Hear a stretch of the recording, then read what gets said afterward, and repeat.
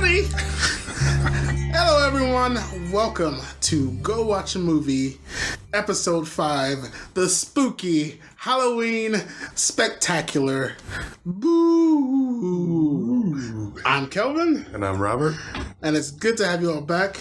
And before we get started, Robert, last week we watched Independence Day. Yes, we did.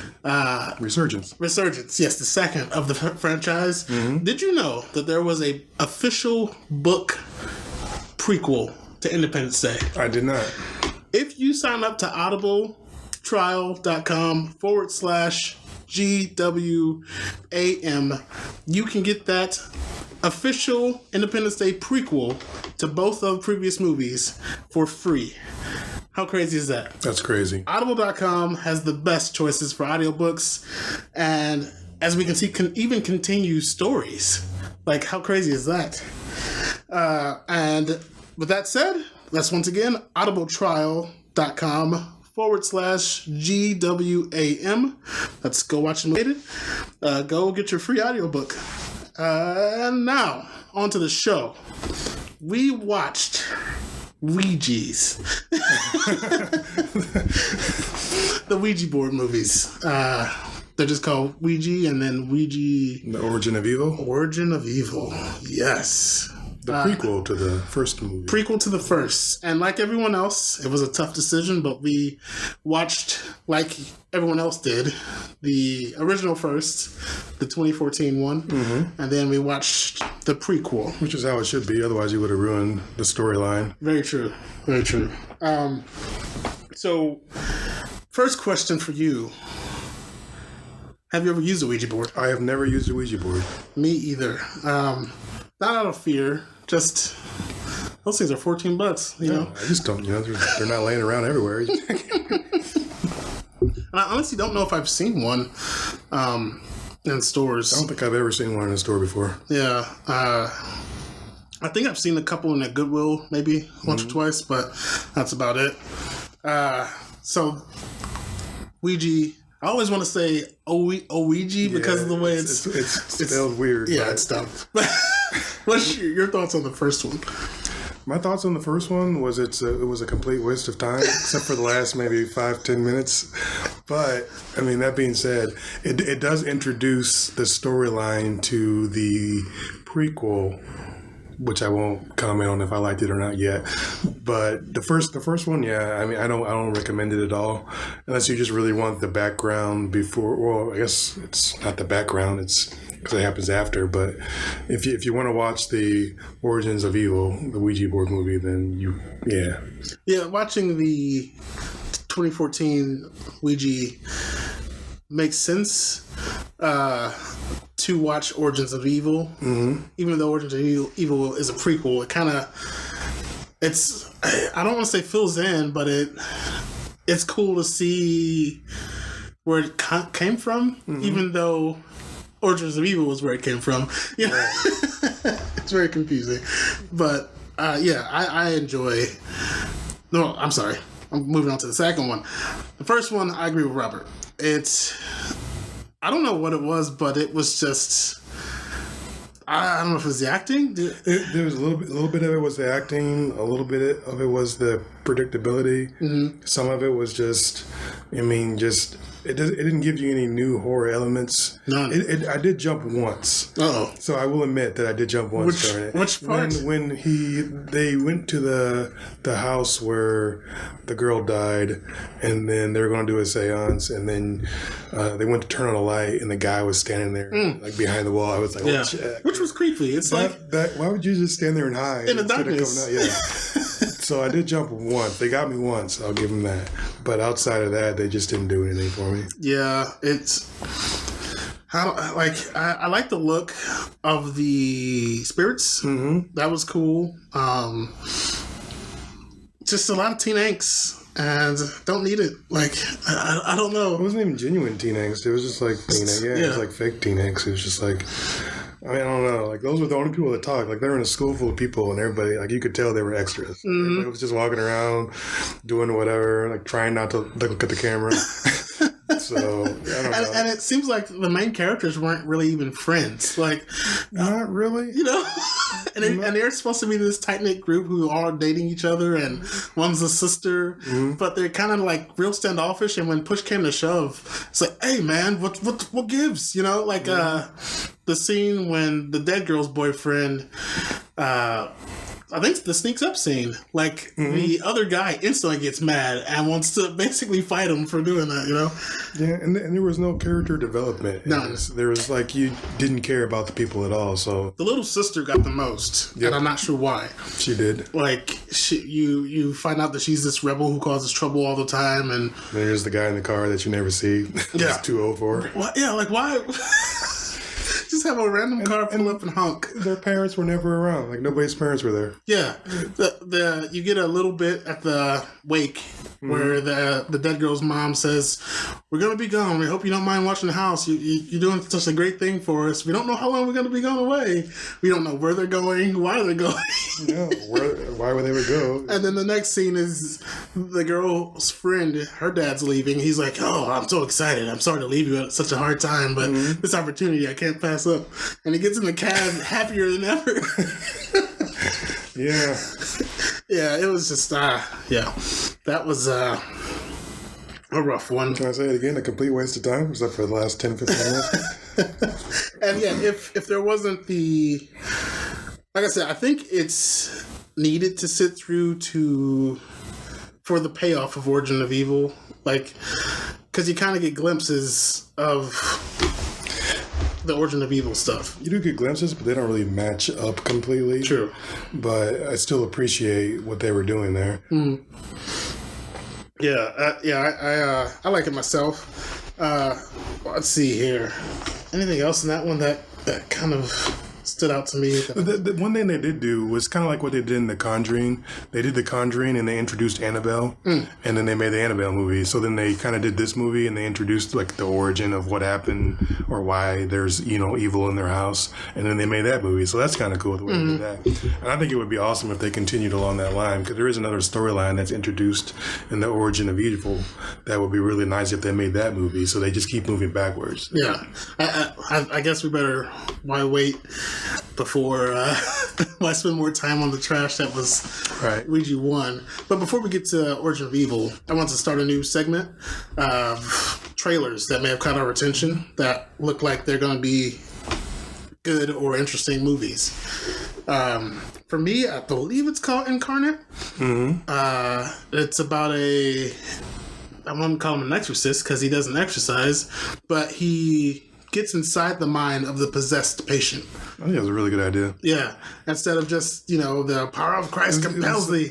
If you guys have seen the movie The Cell, where the psychologist gets inside the mind of the third person or whatever and tries to help him, it's kind of like that. But that has one of the freakiest scenes ever with that split horse. But yeah, it looks very interesting. The actor is Two-Face, the guy who played Two-Face. Once again, I'll correct that in the description because I can't remember his name right now. But yeah, he gets inside of, and I love the whole mind aspect, like Inception, because you can do basically whatever you want. Yeah, it looks like they're jumping in and out of like both realities, which I enjoy. What about you? Mine was Split, another M. Night movie. I've gushed about this movie on the site. I don't know. It just looks crazy to me. It looks like it's going to be original, and so I'm really excited to see what the big thing at the end is going to be. The big reveal. It gives me that same feeling that I got while watching Silence of the Lambs. Like it's a throwback. It seems like it's not like just your normal slasher. This guy's interesting. You want to know how this killer is made. Yeah, and there've been a lot of movies with multiple personalities, but I mean, this one just looks. Even though there've been movies similar, it looks original to me. 23 different personalities. It's just crazy. My. And he's just walking the streets like a normal person. Yeah. Okay. That's trailers. I may throw some music in front of that. I don't know. We'll see. All right. Origins of Evil. Yes. By far the superior movie. Actually, an interesting, good addition to the Ouija It saves the movies, really, because I honestly don't know how it got made with the first one being that bad. Like, that is weird, but I'm glad they did it. Yes. So we see in the first Ouija movie pictures of the people who are haunting the house. We actually see them at the end of the Ouija movie, a mother and daughter. And we find out there's also another sister of those two ghosts that's in a mental institution. And this is their story. And boy, it's a heck of a story. And I told Robert earlier, the little girl who plays her needs an Oscar. She does creepy well. Yes, the creepy little girl thing in horror movies works. It does. They keep doing it. Since The Shining. The characters are all interesting. You have the mother who's mourning the loss of her husband, who wants to live up to her mother, who was a medium. She's this completely bogus fraud psychic who has a conscience because she's trying to help people. And when one of her daughters ruins the first psychic reading we see, she doesn't take the money from the lady. So it kind of gives you an idea that this lady does have a conscience. Right. And then we kind of have the teen angst daughter. Rebellious teen. Yeah, who actually is similar to the rebellious teen in the first movie. Only this is set in the 1970s? I don't know. I think it might... No, I think it's probably like... I want to say 1950s or 60s or something, but I'm probably wrong. But yeah, so... Yeah, it's kind of similarities there with that rebellious teen, and she's helping her she's in on the scam of this fake psychic and helping her mom out. And then we come to the Dolores? Dolores, the little girl, 9-year-old little cute Dolores. Her little dresses. She just wants to understand the world. She just wants to know where her daddy went. Her father's dead. He was killed by a drunk, as we find out in the movie. And she wants to understand it so much so that she plays with the Ouija board. Actually, it's not her fault. No, it's the mom's fault. The mom gets a Ouija board. No, it's her sister's fault because she mentions the Ouija board to the mom, and the mom buys one. Yes. It's a trickle-down effect. Poor little Dolores. Mom gets a Ouija board. She's practicing to scam people on it. But little does she know, upstairs, little Dolores is possessed. And as she asks the Ouija board questions, Dolores is answering them. And it's creepy. It is. And we go downhill from there, basically. Not in a bad way, but I mean, as far as spooktacularness, because it gets pretty creepy. Did you jump any in this one? I think there was 1 or 2 times I did. I don't remember the exact instances, but yeah, I did jump a couple times. So the scare factor was there, and I've seen a lot of horror movies, and I usually don't jump. So it's kudos to a movie if they can actually get me to jump. Yeah, I think I jumped with the hanging. I don't know. The only thing I have against these movies is the killing aspect, because the specter doesn't really do the killing itself so much. It gets you to do things. It like kind of does this odd whisper in your ear. And seeing a 9-year-old child with wide eyes, open mouth, whispering in somebody's ear, like it's kind of terrifying. But like, you don't get the payoff of a kill. I don't know if I should. Do you feel ripped off by that, or you think No, because I mean, you take different approaches when you make a horror movie. Not all horror movies are going to be exactly the same. You got to take a different approach to scare people, because if you keep doing the same thing over and over again, it's going to get dull. And like it has. Basically. Yeah. But there's been a few standout movies, but yeah, this is a good attempt at doing something slightly new. Yeah. I can see it. I can, because it's all about possession. This movie kind of, kind of like the Insidious films, who did it in a different way, but and I guess you're possessed, you're gonna do different things. The hanging was actually a complete redo of the first movie. Yeah, there's a hanging in that one. Yeah, she grabs some Christmas lights and just jumps right off the balcony. And this one, after I saw it, I was like, I should have saw that coming. But before I saw it, I didn't really see it coming. yeah, because it was eerie. You don't see that person going upstairs. So you don't know that's going to all of a sudden you hear these noises and there's thud, thud, thud, thud, thud, thud, thud, and the mom's like, I'll go get her. And before she can get up those stairs, here comes Loverboy, just flying. What I loved about the thing was after the hanging thing, there's a scene where it's like a bungee cord. Like he comes down and grabs somebody, and then they shoot up back upstairs again. It was just weird. I love it. And then continues to hang. Yeah. We have some wall climbing, Spider-Man style. I think it works. It's a good movie, and it deserves the 80-something%. Yeah, you got 80-something on a particular site, but I will say I love this movie. I thought it was really, really good.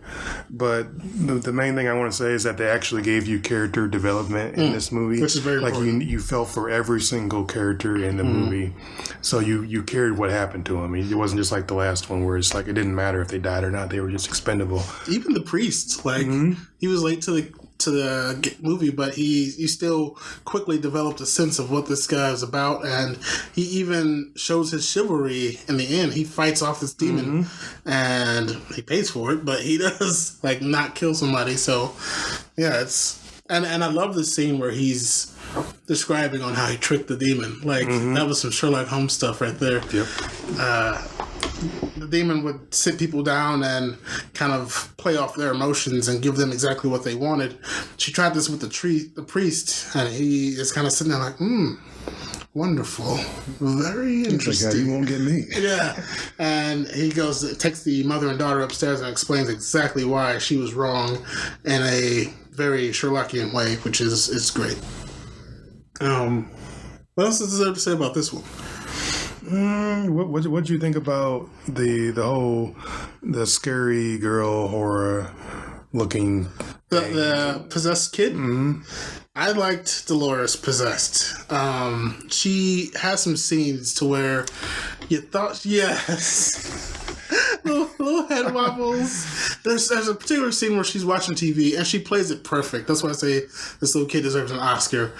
She's watching TV in 1 second, and then there's a conversation with the adults or brother or sister. And turn to look at her, and she's just staring at him. Yeah, she's staring, and she's watching TV, and her eyes just slightly look back, like she's listening to the conversation, shy or shifty. Well, she's probably reading their minds. Yeah, that's what true. she can do.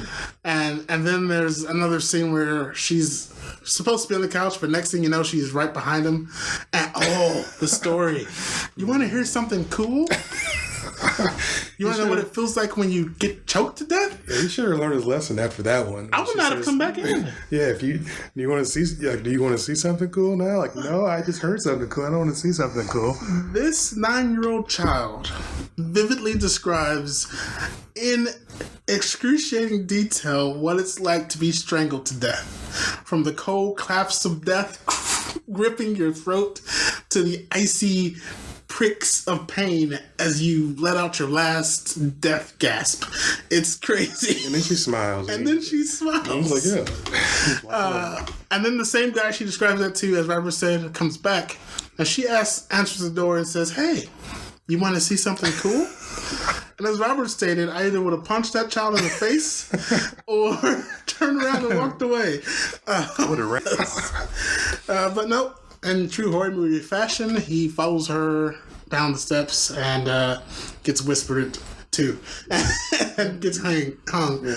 That was probably the creepiest scene for me when she's standing there and her head's wobbling back and forth. And she's smiling. That was just... She gets the rictus jaw, where it's all stretched out, and he's looking in a hole in the wall, which is full of bones, by the way, and I don't know how he didn't fill those.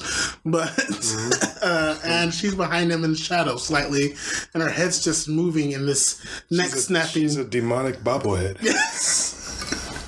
Wide-eyed and full of hate. It's a very entertaining movie, and I highly recommend it. Like I said, I think it would be beneficial to watch the poop that is the first. Yeah. But do what you wish. It's a pretty interesting watch. And that, my friends, was the Ouija series. Reminds me of Luigi every time I say that. Mario Kart. Baby Ouija? Sorry. But that's the Ouija series. Since this is our Halloween Spooky Spectacular, some couple... It's like a happy ghost can tickle me. I want to do a couple extra things. I'm gonna do this on the fly to you. I didn't talk to you about this, but because I wanted some real answers here. You like surprising me? I like surprising you. Favorite horror movie? That's a tough one because there's so many good ones. But I do have a couple. Like Night of the Demons is a really. It's not a good movie, but.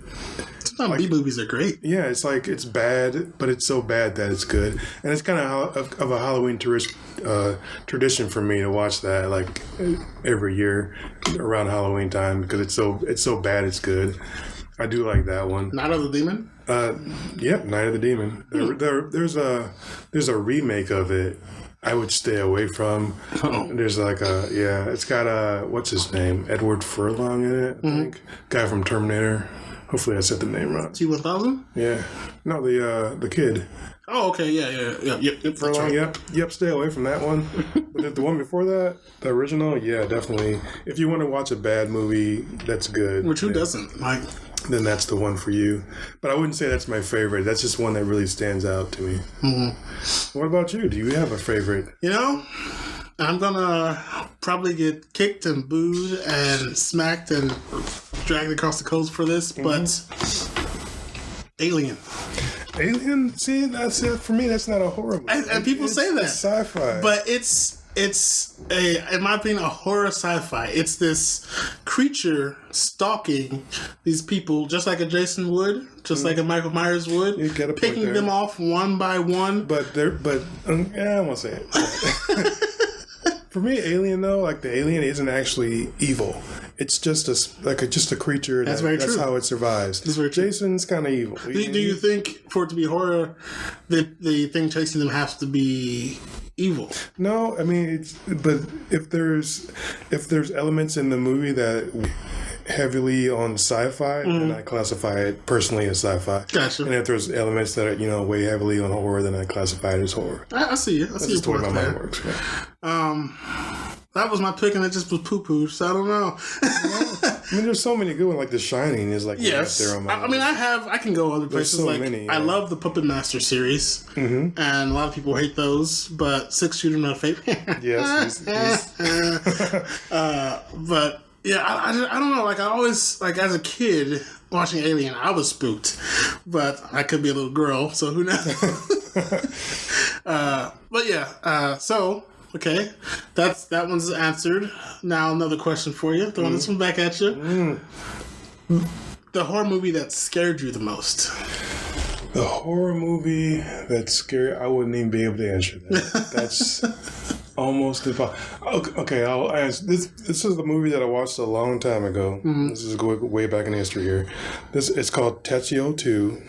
Tetsuo 2 Body Hammer. And it's like an Asian. It was weird. It's an Asian horror type movie, and I think I watched it when I was in my teens, if I remember correctly, and I think it made me sick. So it's stuck into my mind as one of the worst. Well, I don't want to say worst, but just most.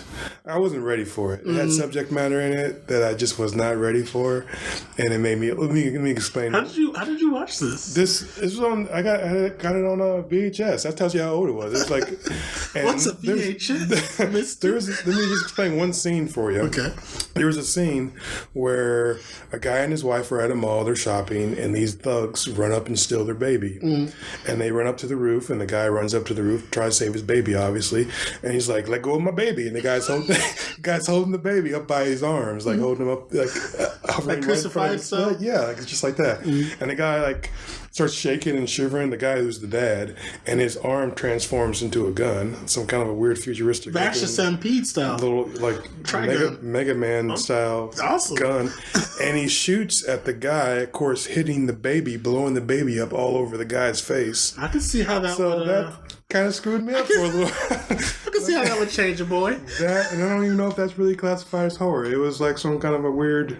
Oh man, I don't know what, but there's other stuff in that movie that's also really weird. But that's just probably was one of my first weird movie experiences that I wish I could undo. But I guess it's maybe shaped your style. Yeah, what I like and don't like. So. Huh.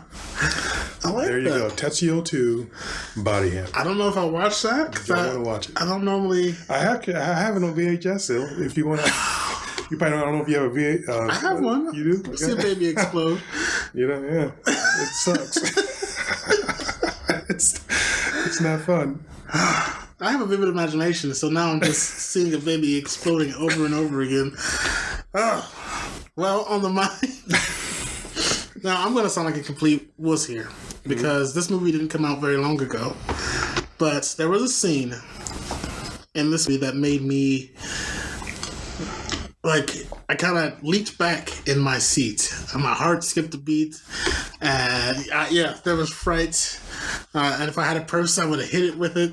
It was just terrifying. Insidious. Really? When they first show the demon hanging in the corner of the wall, it's just a quick flash, and it's Darth Maul looking son of a gun. Mm-hmm. It's just staring down, and it was so unexpected for me. It just hit me, and I literally leaped back in my seat. So not the whole movie frightened me, but that part just caught me, and yeah. I wasn't particularly scared. Now I can watch it and be fine. Mm-hmm. But at that moment in the theater, it caught you off guard. It caught me off guard, and I was like, "Whoa!" And since I can't think another time where I've been completely other than Candyman used to scare the heck out of me because it played off the Bloody Mary thing. Mm-hmm. You know, saying their name 5 times. And then, but I think I was more afraid of the Bloody Mary story than the Candyman, so that doesn't count. Yeah. But yeah. So, go ahead, make fun. No, that's valid. I mean, you never know. That's the whole point. If you're he looks so much like Darth Maul, I shouldn't have been afraid. You know? I don't know. Darth Maul was pretty creepy. He was. I loved how that's going off subject, but when he was like pacing back and forth when he was fighting, yeah, I love that. He's not going to sit and rest. He's going to pace back and forth. He's mad. And he got Obi-Wan Kenobi to get angry, which I enjoyed. Yeah. Anyway, back to Halloween. Woo! Yeah, so I thought that would be fun, and it was. I like that. Babies exploding. Sorry. Man. Sorry to curse everybody with that image. Exploding babies. Haunted me since. So there was another movie that Robert recommended to me. I don't know if it was on mic or off mic, but it has since changed my life. And I should have said this for the movie that scared me the most, because now I watch people who follow me. Wasn't it great? On a regular basis. And I kind of, it was strange. I had that. Like, I didn't know I had that fear, but I had that. I remember having that fear. It's weird that they were able to tap into that. Okay, we're talking about It Follows. Came out 2014, I believe. Yeah, wasn't too long ago. Not too long ago. I had never heard of this movie until Robert recommended it to me. And I tell you what, they made this movie for under $2 million. It did over $20 million at the box office, which says something. And what says further to that, it came out the same day that Fast and Furious 7 did. So for another movie to get that much attention, that should say something. Mm-hmm. But this movie is shot like an 80s horror movie. It has the whole synth soundtrack, the weird... The score is good. The score is awesome. It's shot in Detroit, I believe. Yep, Detroit. And they utilize that scenery. Like, they chew it up. It's very much part of the movie. It's to put it, too. Yes. Go rent It Follows, but we're going to spoil the heck out of it right now. But I recommend it highly. This movie is about a sexual poltergeist, is how I would describe it, that follows you around. Like, it walks like Jason or Michael Myers, and it doesn't do the get in front of you things. Never runs. It just walks. Just walks. Just walks until it gets you. Until it gets you, and you see it. You're the only person that can see it. You and other people who've encountered this. You don't know you're seeing it though, because it can take different forms, so you never know. That's stuff there. You don't know if that thing is the one that's the creature. It's crazy. And this thing stalks you, and it just walks towards you. So we join this movie. It starts with a girl running out of her house from this invisible thing that we can't see. She runs to the street and waits there for a while, telling her dad it's okay, go away, go away, go away. She circles back around through a yard, cuts around in a circle, and runs back into the house, gets the car keys, and takes off to the beach. She calls her dad, I think, if I remember right, and says her goodbyes because I guess she's tired of running. Mm-hmm. And the next scene we see, she's dead on the beach, leg snapped just over in half, all twisted like she's been mutilated. We never see what happens to her. You don't need to. We don't need to, because it looks like she was hit by a Mack truck. And then we go into this love story, which kind of just pulls you out of what you just witnessed. Mm-hmm. And we meet this girl who's in love with this guy, and she's waiting for the right moment. And then they have their moment in a car, and she's all loving the scenery. She just had relations with this guy, and she's happy. Mm-hmm. She's playing with flowers, telling him about how she was nervous when they first met. And then chloroform. He sneaks up behind her in the car. and chloroforms the girl. And then she wakes up tied up to a chair. And he's searching. He's just walking around searching. We don't know for what, but he's just looking with flashlight, looking here, looking there. And he's like, oh, okay, you're awake. And he goes over to her, and he starts telling her this insane story of mm-hmm. It's going to come for you. Never touch it. Never let it touch you. If you see it, run. It's going to take different forms. It's going to try and fool you. Always be in rooms where there's 2 exits because it's slow. It's not stupid. And then we see it.